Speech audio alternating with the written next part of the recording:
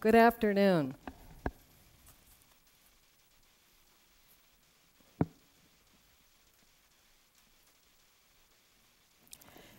In the 10 seconds that passed since I said good afternoon to you just now, a child died somewhere in the developing world for one very simple reason: hunger. But maybe even more tragic are the tens of millions who live on, who are living on right now, with brains and bodies well below their physical potential and mental potential because they don't have enough food to eat. The World Food Program is the world's largest humanitarian agency. This year, we'll be helping 90 million hungry people with food, getting access to food, and establishing food security. A couple of months ago, some corporate executives came to talk to us at our headquarters in Rome, Italy. And they wanted to talk to us about the relationship between the quality of chocolate and world hunger. Now, this is a big company that produces many, many, many things. Only one of them is chocolate, and there are lots of companies that make chocolate. But what came out in the course of the conversation, besides for their desire to address hunger, was that the quality of cocoa has really fallen off over the past decade. If you're a company and you're producing chocolate, it's harder to get high-grade cocoa. And of course, as a business interest, they set about seeking to solve this problem. And as they did, they were drawn into, of course, the lives of the cocoa farmers, the communities of the cocoa farmers, and the challenges of those cocoa farmers. And of course, they saw that the cocoa farmers were poor. They lived in very difficult places. Many of them were sick, and they didn't have access to health care. Their children didn't always have access to schools. But after years of trying to help these cocoa farmers solve some of these challenges, they really concluded that the single greatest challenge was that they were hungry. They didn't have access to enough nutritious food. And so there they were on the 6th floor of our headquarters, and they were talking to us about how could they help feed West Africa to solve the challenges of the cocoa farmers, because they realized how fundamental that was to all the development issues that the cocoa farmers faced and to their own very economic challenges. Now, there's been a lot of buzz lately about agricultural production. Obama has put food security front and center in his foreign policy agenda, and increasing agricultural production is a big piece of that. Bill Gates and his foundation is emphasizing increased production, and we're working closely with their foundation to help smallholder farmers increase production and gain access to markets. And increasing production is critical. It is absolutely critical to address hunger over time. But increasing production alone simply won't do it, because people don't just need food, enough food. They need access to that food, and they need the food to be nutritious, and we're going to need some innovation. So it's production. When we talk about food security, and agriculture sometimes is conflated. When people say agriculture today, they're really talking about food security. We're talking about production, yes, absolutely, very important.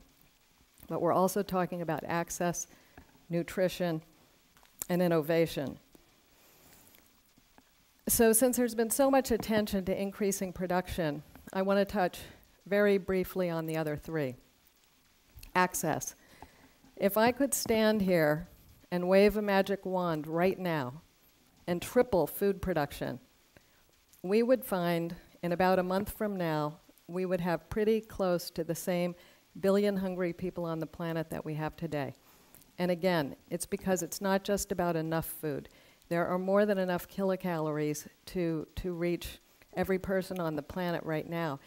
It's about access. So if you're living in a city, it might be that you don't have sufficient funds to buy food that's in the markets. If you're in a rural area and you're lucky enough to have surplus crops, it may be that the roads are inadequate to get your crops to market, or that there are no roads or insufficient roads to get foodstuffs to you.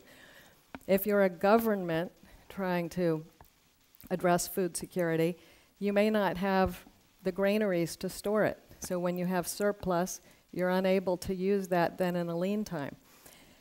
If we look at production and increasing yields without attending to these other issues that address access, we will not solve world hunger.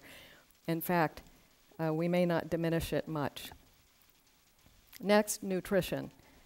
We now know that when a child is deprived of proper nutrition in those earliest years, it has lifelong consequences, both mental and physical.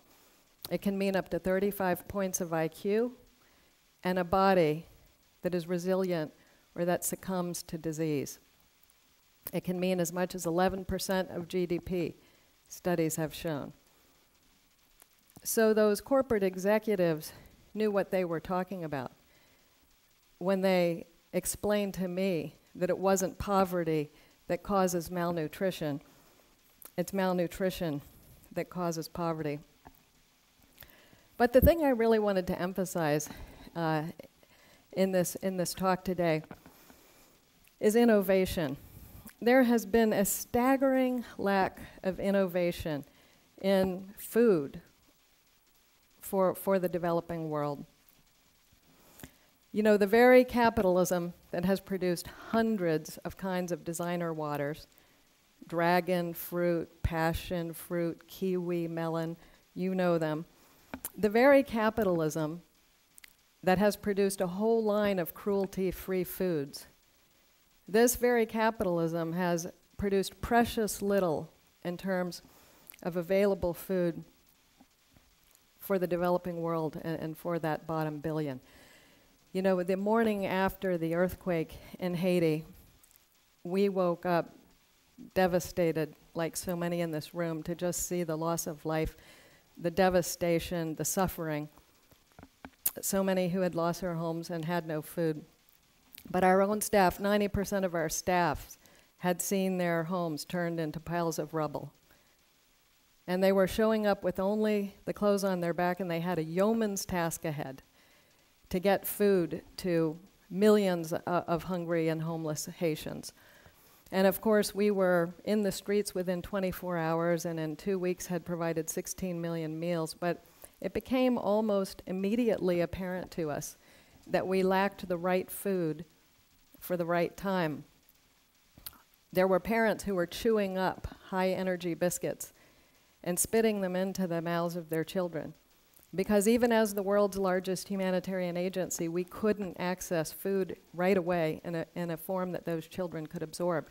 We're now lucky enough, we have something called Plumpy Dose. It's like a peanut butter-like super fortified substance that's helping so many of those children. But it was a humbling moment. And you know, we understand why. Poor people don't have a lot of money to spend. And so the profit engine, you know, that drives a lot of this innovation hasn't really been engaged for the developing world. But what I'm really excited about right now is there is an explosion of interest among Fortune 500 companies right now in innovating. So even as companies like Kraft are taking sodium out of mac and cheese, even as Nestle is putting nutrition tips on its packaging, even as Pepsi is aiming nutritious foods at teens, so too are these companies looking at places like Bangladesh and Malawi and the Ivory Coast and Honduras. And they're asking, like, can we make some kind of a nutritious bar out of broken cashews that children can eat? Can we take cassava or other locally grown crops that are plentiful and process them into something that tastes like more than starch? When we were in the Philippines, the government was asking, could you take coconut, which is plentiful there, and make some kind of soft, nutritious food that infants and toddlers could eat? You know, companies, yes, they want to turn the bottom, you know, the developing world's coming population into their customers. You know, make no mistake about it. And for that reason, they're going there. And they understand that it's not just their customer base, it's their supply chain too. And it's at this point I'm going to touch on something that is really a little bit delicate.